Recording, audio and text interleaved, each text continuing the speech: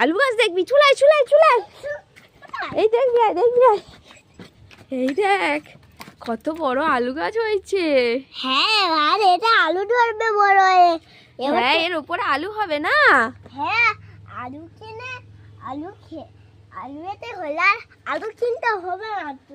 হ্যাঁ হ্যাঁ আর এর পিছনে এই দুটো গাছ লাগাচ্ছে, এর পিছনে হবে তখন আলু হবে, ফুসফুস করে ফুটবে।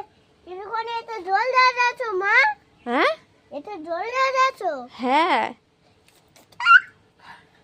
এবার এটা একদিন আলু ধরবে আর আর আর ডলবি না আর কিছু কিনতে হবে না, আলু ফালু কিনতে হবে না, এটাই একদিন আলু ধরবে।